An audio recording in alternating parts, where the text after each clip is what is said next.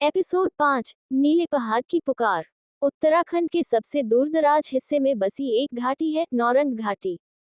यहाँ के बर्फीले पहाड़, नर्म लेकिन रहस्यमय जंगल और निःशब्द बहती हवाओं में कुछ ऐसा है जो हर साल कई पर्वतारोहियों को अपनी ओर खींचता है और फिर उन्हें कभी लौटने नहीं देता। स्थानीय लोग नीले शिखर का नाम लेने से भी डरते हैं। कहा जाता है कि वहां कोई शक्ति है जो इंसान को उसके भीतर के डर से मिलवाती है, और जो एक बार उस पहाड़ के पास चला गया, वो या तो खो जाता है या वापस आकर जिंदा लाश बन जाता है।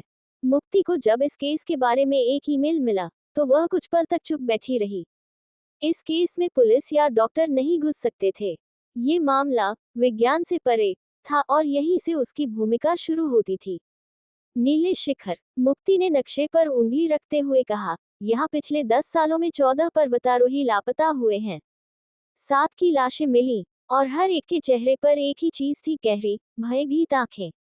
सोनाली ने धीमे स्वर में कहा, ये सिर्फ मौत नहीं लगती, मुक्ति, ये कुछ और है। रघु ने रिकॉर्डिंग कैमरा तैयार किया और बोला, तो चलो देखते हैं, असली पहाड़ डरावने होते हैं या सिर्फ कहानी के। 3 दिन बाद टीम दारका गांव पहुंची, नौरंग घाटी का अंतिम मानव बस्ती। पहाड़ अब पास थे। गांव सर्द, चुप और डरा हुआ था। आप लोग नीले शिखर जा रहे हैं? गांव के बुजुर्ग लाल सिंह ने पूछा। वो जगह नींद में है, और जो उसे जगा दे, वो कभी नहीं सो पाता। मुक्ति ने गंभीरता से कहा, आपका मतलब?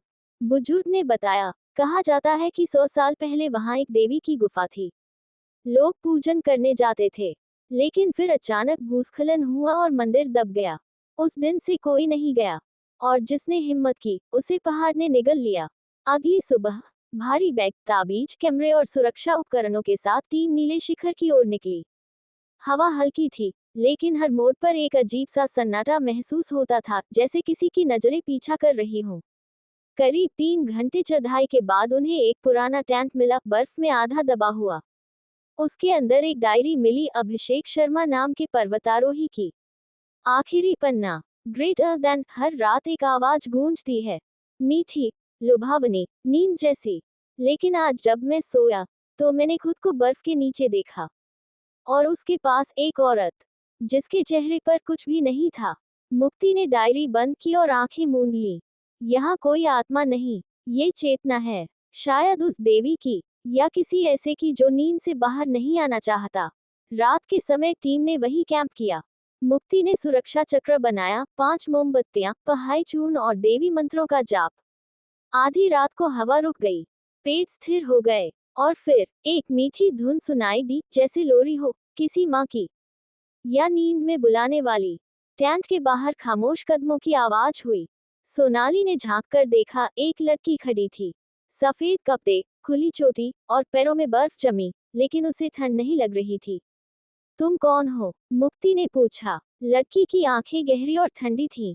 वह बोली नहीं, लेकिन उसकी आवाज टेंट के भीतर गूंजी। वो मुझे बुलाती है, हर रात। कौन? नीले पहाड़ की देवी। उसे अकेलापन पसंद नहीं। और अचानक वह लड़की गायब हो गई, जैसे कभी थी ही नहीं। यह आत्मा किसी आदेश में बंधी है, मुक्ति बोली। शायद देवी नहीं चाहती कि कोई वहां अकेले रहे, इसलिए वो आत्माओं को पकड़कर अपने पास रखती है। रघु ने ईएमएफ मीटर ऑन किया, सुई तेजी से झूल रही थी। कोई है, और बहुत करीब है। अगली सुबह वे नीले शिखर की सीमा में दाखिल हुए। यहाँ बर्फ का रंग वाकई नीला था। यह कोई भ्रम नहीं था। सूरज की रोशनी में भी वह पहाड़ एक अलग ही आभा दे रहा था, जैसे कुछ कहना चाहता हो, कुछ छिपा रहा हो। एक गुफा दिखाई दी, ढकी हुई, लेकिन अंदर से एक हल्की रोशनी टिमटिमा रही थी। मुक्ति ने ताबीज निकाला और प्रवेश किया। अंदर दीवारों पर अजीब चित्र थे, एक महिला आकृति, बच्चों को गोद में लिए, आंखें बंद, लेकिन आसपास काली आकृतियां, जैसे कोई देवी अपनी शांति के लिए दूसरों को बलिदान कर रही हो। गुफा के बीच में एक चबूतरा था। उस पर पिघली हुई मोम जैसी वस्तु फैली थी, शायद वो आत्माएं जो समय के साथ ठोस बन चुकी थी। मुक्ति ने मंत्र शुरू किया। चबूतरे के पास हवा तेज हुई, और फिर एक छाया प्रकट हुई।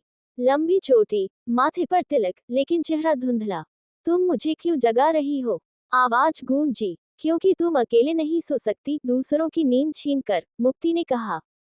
वो मेरे साथ हैं, मेरी दुनिया में। वो दुखी नहीं, देवी की आत्मा बोली, पर वे तुम्हारी दुनिया में बंद हैं। मुक्ति ने आगे बढ़ते हुए कहा, उनकी आत्माएं अब मुक्त होना चाहती हैं।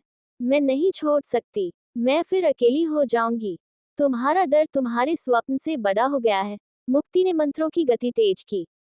हवा गरजने लगी, दीवारें कांपने लगी। देवी की आत्मा चिल्लाई, मैं नहीं जा सकती, मैं कहीं नहीं हूँ। और फिर जैसे कोई शीशा टूटा, गुफा में एक के बाद एक आत्माएं प्रकट होने लगी। अभिषेक, वह लड़की, कई पर्वतारोही, सब अधूरी नींद में, सब आंखें खोले, सब मुक्त होने की चाह में।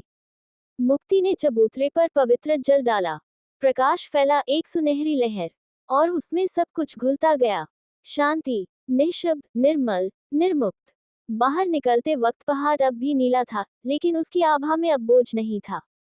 ईएमएफ मीटर स्थिर, हवा हल्की, पक्षियों की चहचहाहट लौटी। सोनाली ने कहा, क्या वो देवी चली गई? नहीं, मुक्ति बोली, वो अब नींद में नहीं, अब वो जागरूक है, वो अब खुद से भी आजाद है। रघु ने आसमान की ओर देखा। कभी कभी मुक्ति का मतलब सिर्फ छोना नहीं, खुद को समझना भी होता है। सुनते रहिए रियल गोस्ट हंटर, मुक्ति। एपिसोड 6, जलमहल की जंजीर में जाने उस महल की कहानी जो हर मानसून में पानी के भीतर से उठता है और साथ लाता है डूबे हुए राज। हेलो फ्रेंड्स, अगर आपको मेरी स्टोरीज पसंद आ रही है तो प्लीज लाइक और कमेंट जरूर करें।